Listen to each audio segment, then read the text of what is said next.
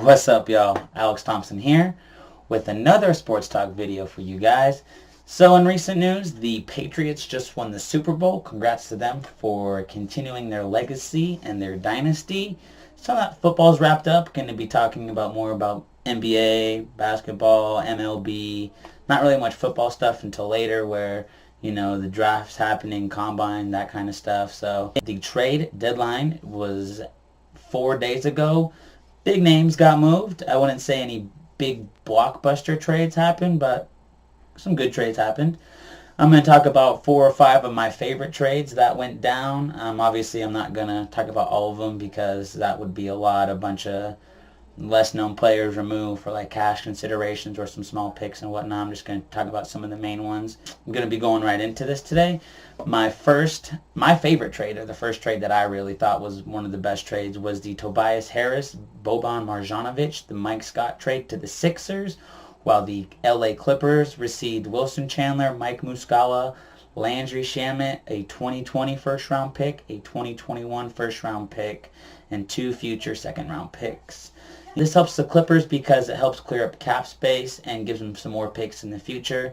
They're definitely not in rebuilding phase, but they're going to be looking to bolster their team in the future. There's some big names on the market that I've heard they're going to be targeting. They're going to be targeting Kevin Durant, Klay Thompson, Kawhi Leonard, and those are just 3 of the names that I've heard been floating around, but look for them to be adding a superstar free agent in the very near future. For the Sixers, this helps them improve their starting lineup, where you have Tobias Harris averaging a career-high 21 points, career-high 8 rebounds, and just under 3 assists. This really bolsters their starting lineup because they're trying to make a push for this win-now mode before they have to sign and give max deals to Ben Simmons and Joel Embiid and Jimmy Butler in a trade they made earlier in the season with the Timberwolves. I love this just because Sixers are going to be that much better, and that just solidified their chance to be Eastern Conference champs. You have a couple different teams trying to win that, and the Toronto Raptors, Boston Celtics, and the Giannis Antetokounmpo-led Milwaukee Bucks. So that's one of my favorite trade, and moving to a trade that didn't get a lot of attention for some reason, but I think is really good. It's a 3-way trade between the Milwaukee Bucks, Detroit Pistons, and New Orleans Pelicans. You have the Pelicans sending Nikola Mirotic to the Bucks, great 3-point shooter.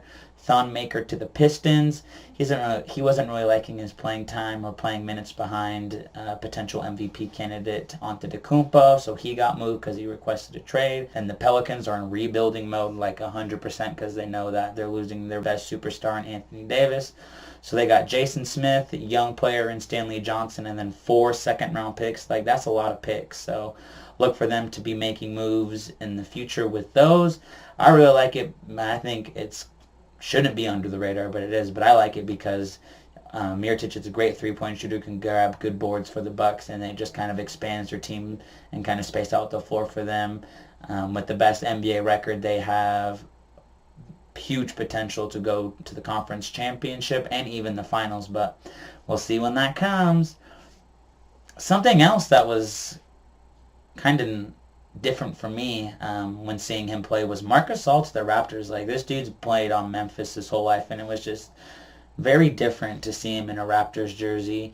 But I like this trade a lot because this is a major upgrade for their center position instead of Valanciunas, and it has a great veteran experience who can space the floor out, knock down some threes for them, and just help solidify that starting lineup for the Raptors itself, so in playoffs they can make a push as well.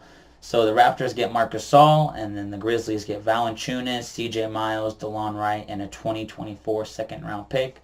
This also helps the Raptors because it gets rid of some of those big contracts that they had those guys signed to, so they can sign or try and sign Kawhi Leonard to a max contract to help them in the future and to see if he stays.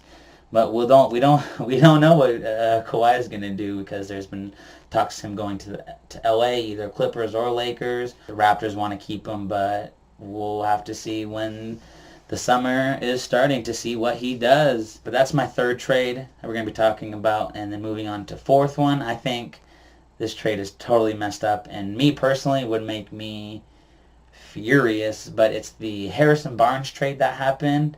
A little fun fact, or something that you may not have known about this, is that he was traded mid-game. Like, I've never heard of this before. Like, this is crazy. Like, if I found that out, like, I'd be almost causing a scene. Obviously, you wouldn't want to do that, but I'd be causing a scene. I'd be pissed. Like, I've been played 2 or 3 years from you. You're just gonna dump me off in the middle of a game. You couldn't have waited till after the game. Like, be like, whatever, dudes, I'm out of here. But Harrison Barnes got traded to the Kings, and the Kings sent to the Mavs Justin Jackson and Zach Randolph. The Kings did this because they're looking for veteran experience who, has won a championship in 2016 and made the playoffs quite a few times. They did this because they're trying to help their backcourt and De'Aaron Fox, who's 3 years in, and then Buddy Hield, who I love and I think is going to be a havoc in a couple of years, if not already now. Great three-point shooter, can score on a dime. I'm sorry to be Harrison Barnes, but at least you're going to a team that has more potential to make the playoffs than the Mavs right now, because the Mavs traded for Kristaps Porzingis about a week or so ago, and he's not even going to play. So it's literally up to Luka to lead them to the playoffs, and he's, I think, just too young to do that. Something else the Sixers did to kind of help them out, they got rid of their number one pick a few years ago, Markelle Fultz. He's just been injury prone with his shoulder and has never been able to really develop his shot. Unfortunately, I thought this dude was going to be marvelous coming out of local UW, but, it's just sad to see this happen to a dude so young. To just be so, I don't know, just messed up mentally with this whole situation, his injuries, and not be able to develop his shot again. So hopefully this will help him get back on that new track of him becoming to the player he once was. So Magic got Markelle Fultz, and then the 76ers got Jonathan Simmons, 2019 first-round pick, and a 2019 second-round pick. This just helps the picks that they traded with the Clippers for, so just kind of bolstering that back up. And then just for Jonathan Simmons, there's just trying to bolster their bench, especially for trading Landry Shamet, who's a great three-point shooter. He's shooting 40% from the field and over 40% from three, so just helping to kind of gain back some of those consistent players from the bench. Those are my trades that I think really stood out for me. My number one trade that I absolutely love is that Tobias Harris. Sixers are probably one of my second favorite teams or whatnot. I just think it's good for him to be back on a winning team. Well, not really back, but on a winning team who has real contention in the playoffs and for the championship. Really like that. So thanks for watching. I always want to hear what you guys have to say as well. Drop a comment, hit that like and subscribe button as well. Trying to get more well known. I'm out of here. Deuces.